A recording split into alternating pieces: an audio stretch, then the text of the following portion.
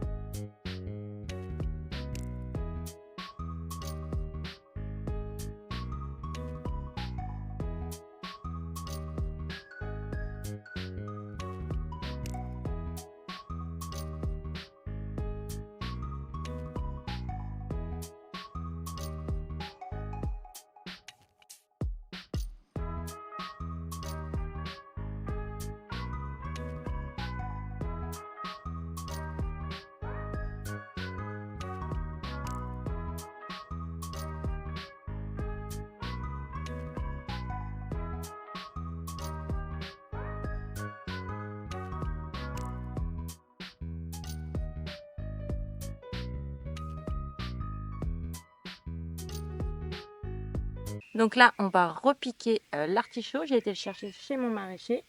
On va le mettre ici. Alors, je sais pas si c'est une riche idée parce que quand je vois la terre qui est recouverte de fiers de bave des limaces, je me dis, je vais essayer de gratter pour voir s'il n'y a pas d'imaces enterrées. Donc j'ai décidé de mettre l'artichaut là. J'ai déjà essayé l'artichaut à plusieurs endroits différents dans le potager et tous les artichauts finissent par disparaître par eux-mêmes et j'arrive jamais à garder un artichaut en fait plus d'une saison. Donc là j'espère que ça va changer.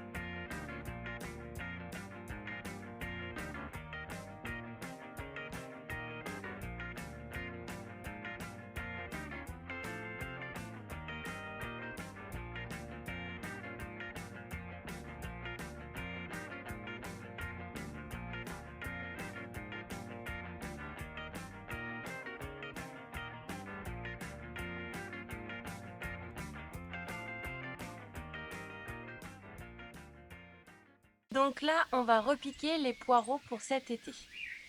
Alors, ils ont la taille nécessaire pour être piqués, c'est-à-dire la taille d'un crayon. On va venir les préparer. Donc là, je les ai déterrés de la jardinière dans laquelle ils étaient. Et je les ai laissés, en fait, je les ai nettoyés et j'ai laissé les racines en fait sécher. Comme ça permet en fait une meilleure reprise du poireau. Enfin, d'après mon grand-père. Donc après, à vérifier chez vous si ça fait la même chose. J'ai préparé en fait, on va dire la pâte à praliner, puisqu'on va venir praliner les poireaux, je vais vous expliquer. Et je vais vous montrer que du coup, j'ai ressemé en fait des poireaux pour pouvoir les repiquer, on va dire en septembre. Donc voilà, ou peut-être un peu avant pour les avoir cet automne et pouvoir faire mes sachets de soupe traditionnels. Pour le pralinage, il vous faut un ciseau. Donc, vous prenez le bébé poireau. Vous venez lui égaliser les racines. Hop.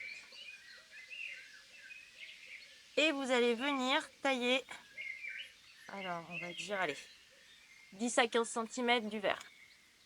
Une fois que vous avez ça,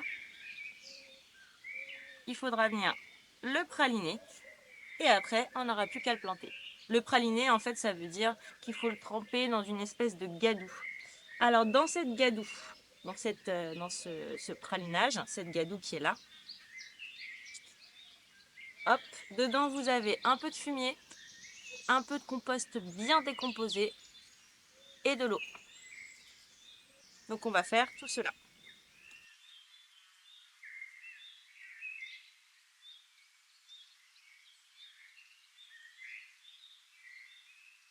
Ici, dans ce bac, la terre est extrêmement compacte, extrêmement argileuse. Je pense que je pourrais faire des sculptures.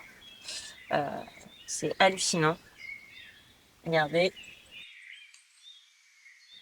Voilà, on peut faire des bonhommes de terre. Non mais sérieux.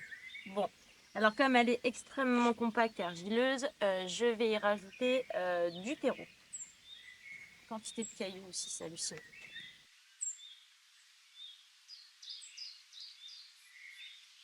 Alors je ne rajoute pas de sable parce que j'en ai déjà rajouté cet automne. Et je voudrais pas que ça fasse chuter, on va dire, le taux de fertilité du bac parce que le sable, c'est pas très nourrissant pour les légumes.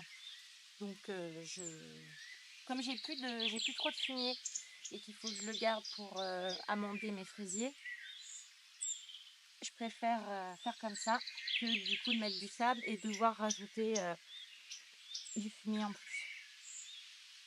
Je le rajouterai après tout.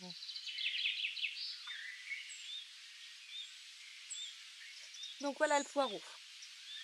Alors en termes de nutrition et de diététique, la partie verte du poireau est ce qu'on appelle des fibres non solubles, voire des fibres irritantes.Elles ne se digèrent pas en fait dans l'intestin. Alors que la partie blanche, ce sont des fibres solubles et donc elles sont pas irritantes pour l'intestin et elles permettent de bien réguler les selles. Donc l'objectif c'est d'avoir un maximum de blanc sur les poireaux.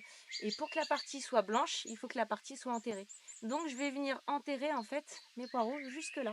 Après ils vont grandir, je reviendrai les buter. Ils vont grandir, je reviendrai les buter pour essayer de garantir un fût blanc assez grand. Alors c'est assez difficile, on n'y arrive pas toujours. En tout cas moi j'y arrive pas toujours. Donc du coup voilà. J'utilise ça pour les poireaux.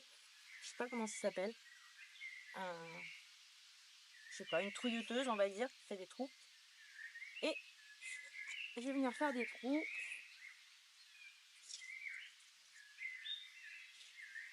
Tous les 10 à 15 cm. Alors, je prends mon petit poireau et je le mets dans le trou.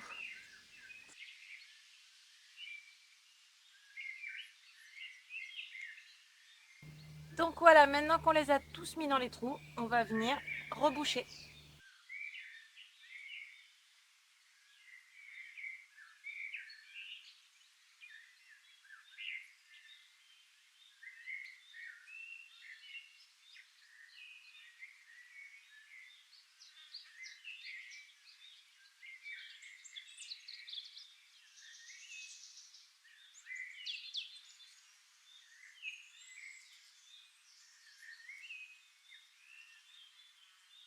Les semis qui me restent encore en fait à repiquer et qui vont tarder, c'est-à-dire que la plupart d'entre vous avaient déjà planté concombres, cornichons et certains melons. Moi, je suis encore au stade où ils sont trop petits. Alors, pas trop petits pour être piqués, mais trop petits pour être piqués ici avec ces limaces qui dévorent tout. Donc, je vais attendre qu'ils soient un peu plus grands encore, puisque là, ils doivent faire 10 centimètres et j'ai 1 à 2 vraies feuilles. Donc, je vais attendre qu'ils se développent encore un peu plus pour pouvoir les repiquer. C'est le même principe pour les fleurs. J'ai plein de fleurs que je pourrais repiquer directement au potager, mais là, il faudrait que je mette une cloche ou une bouteille pour chacune d'entre elles et après, donc, il n'y a plus d'espace de culture. Donc, je vais encore attendre un petit peu. Donc, je vais arroser au purin d'ortie toutes les semis. Je le fais une fois tous les 15 jours de manière à ce qu'elles aient suffisamment de nutriments parce que dans leur tout petit pot, bah, ça commence à être un peu petit. Donc là, on va changer le voile qui est ici parce que j'ai vu qu'il y avait de nombreux trous. Donc j'ai racheté un voile comme ceci pour pouvoir installer de la même manière que l'autre. Donc on va retirer celui-ci, enlever la structure et mettre une structure qui sera beaucoup plus simple pour pouvoir accéder en fait à tout le bac. Allez, c'est parti.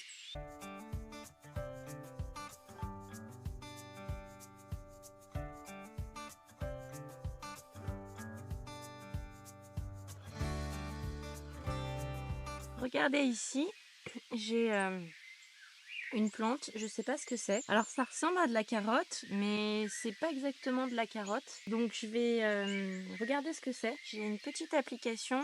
On prend la photo de la plante et ça nous dit quelle plante c'est. On va regarder parce que comme je sais pas ce que c'est, j'aurais tendance à vouloir la laisser, mais des fois on laisse des plantes et en fait elles sont néfastes. Donc on va la prendre en photo. Voilà.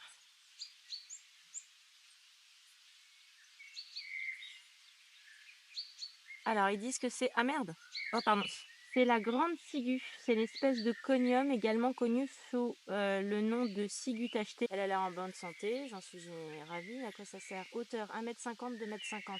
Ah non. Alors, la grande ciguë, appelée également grande ciguë, est très célèbre pour son action mortelle. En effet, les alcaloïdes qu'elle contient font d'elle une plante redoutable. Elle est célèbre pour avoir été à la base du poison utilisé pour exécuter Socrate après sa condamnation à mort dans la Grèce antique. Elle est facilement reconnaissable à ses tiges tachetées et pourpres et sa désagréable odeur d'urine de chat. Ça sent vraiment l'urine de chat?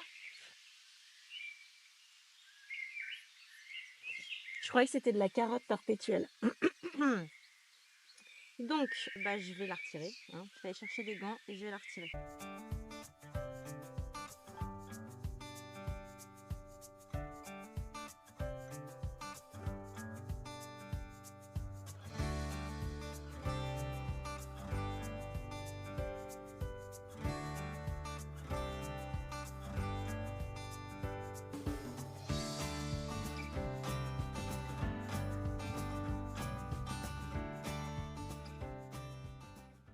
Donc maintenant, on va repiquer la patate douce. Alors ça, c'est une nouveauté au potager santé. Je n'ai jamais cultivé la patate douce.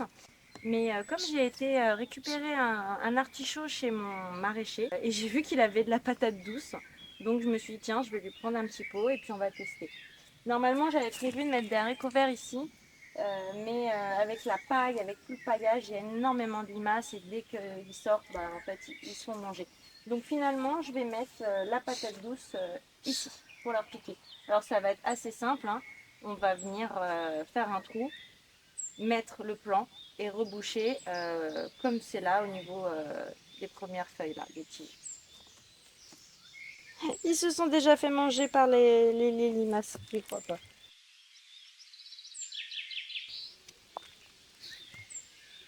Incroyable. Regardez. Je sais pas si vous voyez les limaces, sérieusement.